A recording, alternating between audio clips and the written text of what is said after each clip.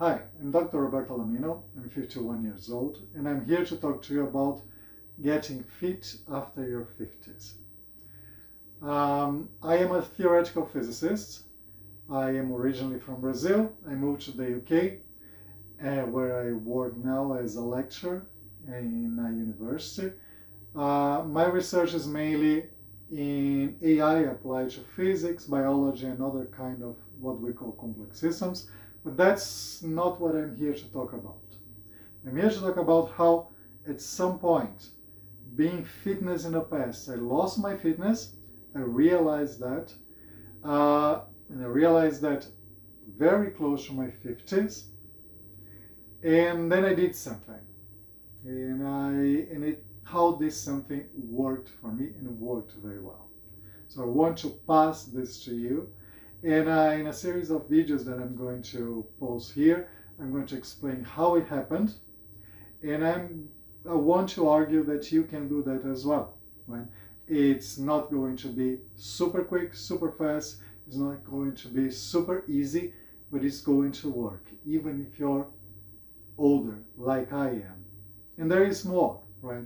One of the things that made me talk to you about that is to reach people in the same situation, which is at our age, we have lots of responsibilities. So life comes in our way in a sense that we cannot do as much sport as you used to do, if you used to do sport, or we might not have enough time to do the things that would make us fit.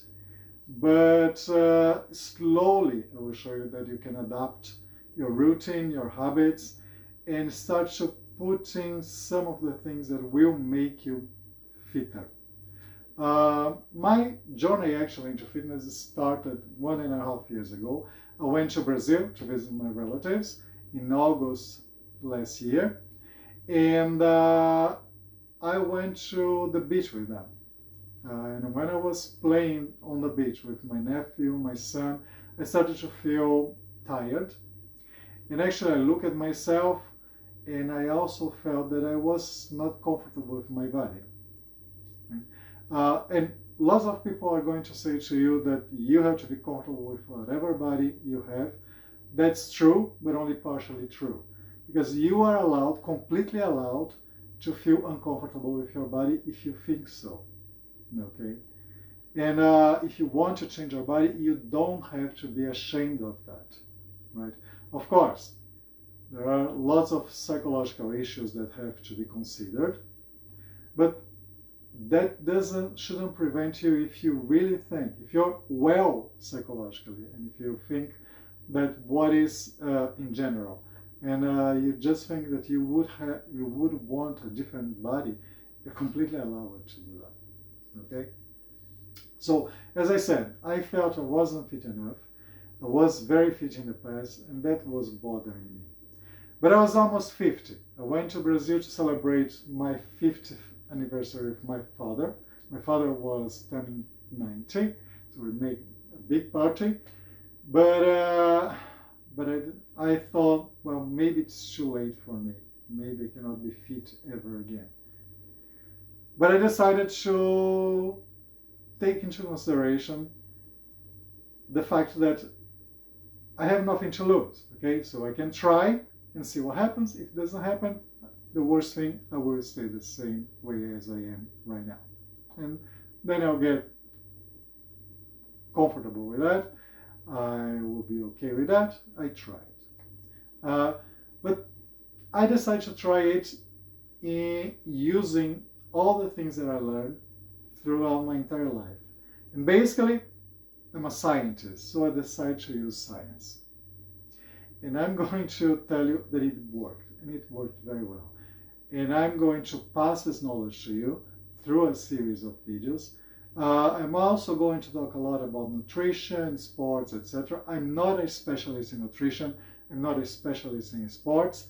So you have to take everything that I say with a grain of salt. They are tips. I'm starting to introduce that in my research now. I'm going to be more serious about that. I'm starting to research those things, but I'm still not a specialist. So we are going to learn together, And if you have comments, if you have suggestions, everything, we can share it as well. Okay, so today I'm just going to talk about the general method that I use to become fit, and then as we go along with the videos, I will detail each part of this kind of method.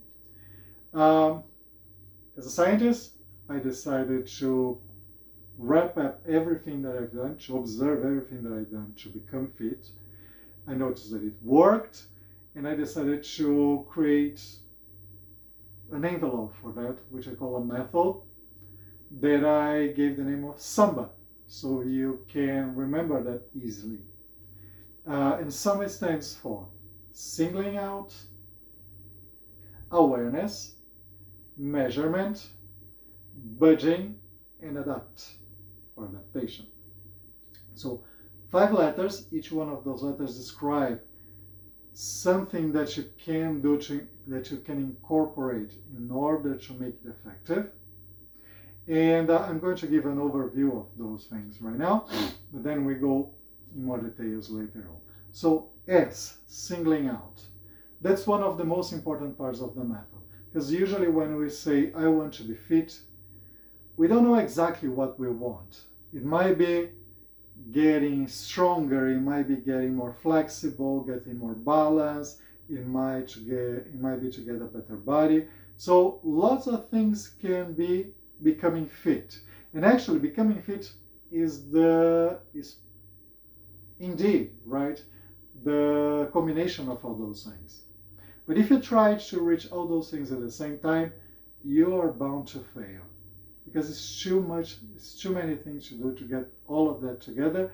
And unless you're an athlete that you can spend the whole time doing that, which most of us cannot, we work, we have children, we have responsibilities, you won't be able to. So singling out means choose one objective. In my case, I chose lose weight. I look at my belly and I said, okay, so this is not acceptable. That is my opinion. You might be comfortable with your belly, but I wasn't with mine. So I said, okay, I have to lose weight. And that was my single objective, lose weight. And then the second thing is awareness. So, okay, I have to lose weight. What do I have to do to lose weight? And you have to be blunt, you have to be scientific about that, right? So there are lots of things that people will say to you that you can do to lose weight. You have to eat healthily, you have to do exercise. The only thing to lose weight is to eat less. That's just physics, right? You eat more calories, you gain weight. You eat less calories, you lose weight. So, awareness. What do you have to do to lose weight? Eat less. But eat less how, right? And then comes measurement. So if I want to eat less, how much less I need to eat? And how do I measure if I'm being effective or not? So what I did, I went to the internet, and I actually did a thing that you shouldn't trust too much, but of course, then I checked it with other sources. I asked ChatGPT. I gave my measurements, my information, my age, my height, my weight, and said, what would be the amount of calories that I have to ingest every day to keep my weight? And there is a very rough calculation. It doesn't need to be perfect. And this is another thing that I'm going to talk later. Because humans are variations of the same thing. We are variations. So if you try to be too precise with things, it's just not worth it, because it might not work, right? You cannot measure things perfectly, and you cannot know how things are going to affect you perfectly. So I did this rough calculation, and then I decided, what do I have to do to myself to measure when I'm losing weight? First of all, of course, the simple thing, weigh myself every day. Do I need to weigh myself every day? I need to track how much I'm eating, how many calories, and then just a visual inspection every day on the mirror. So this is the measurement part. But, okay, so I have access to all these measurements that I'm taking every day. What do I have to do actually? What are the actions I have to take? I cannot just stop eating because it's not going to work. I'm used to eat, I like to eat, and if I try to do that, couple of days I'm going to be out. I'm going to stop doing that. So I started to think about small things that I could do. For instance, right? I started with the measurement every day without changing anything in my eating habits. And then by measuring, I got this awareness of how many calories I was eating every day. And then I started to look, what here can I remove? One thing. And then I removed it. And I started to do that. Right? It's a slow process until I started to notice that I started to remove one small thing every week, every 2 days, until I got used to not eating that thing and to eating at that level of calories. And I did that, started to do that, and slowly I decreased my calorie intake to just below what I had calculated.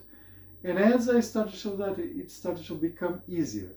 And then finally start to see my weight going down. And once you see a result like that, right, a result towards your objective, immediately you get motivated to do more. And then I was motivated to eat even less. And then comes the adaptation part. The adaptation means, okay, you have to insist on what you're doing because you want to reach your objective. But you also have to be very aware whether it's working or not for you, right? And you have to be aware if it's causing you any problems. For instance, health problems. If you just stop eating without thinking about what you stop eating, as it happened to me, I'm going to tell you this story later, you're going to start to have some problems, and then you have to change what you're doing. So adapt means you cannot just stick to something even if it's not working. You have to adapt to yourself, whether it's working for you and whether it's working for your health. So SAMBA, single out, awareness, measurement, budging, adapt. Okay? I can tell you that today I lost 15 kilos from that day when I started doing that. It wasn't fast, right? It took me 1 year to actually become fit, or become as fit as I could. Today, I do have a six-pack. I'm 51 years old. Of course, it's not a perfect six-pack. It's not like an athlete six-pack, but you can see it, right? So it's there. People in the gym, they stop to talk to me. They say, how do you keep your stomach so flat? What are you doing? How can you be so strong? And that's also gratifying, right? You always like a good compliment. So I can tell you that even if you don't have enough time to do things, or if you have lots of responsibilities like me, and you think you're too old, you're not. Okay? There is always a way to reach your objective, but you have also to be patient. I'm going to talk about all those things. I'm going to talk about some tips, some things I'm using. I'm going to talk about my exercise routine.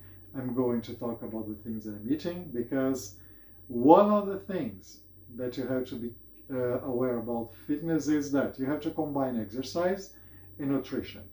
One without the other is not going to work. Okay, it's going to work for some objectives, but it's not going to complement each other. So if you want to be strong, if you want to be fit, you have to do exercise. This is the part that will give you better strength, balance, etc. But also you have to have good nutrition. And this is the part that is going to sustain all those things, right? You will not lose weight, for instance, if you do only exercise. It doesn't matter how many exercises you do, you'll not lose weight. And even if you lose loss of weight, you're not going to be strong if you don't do exercise. You're not going to feel strong if you do exercise. So that's it. I hope you enjoy this series of videos, and until the next one.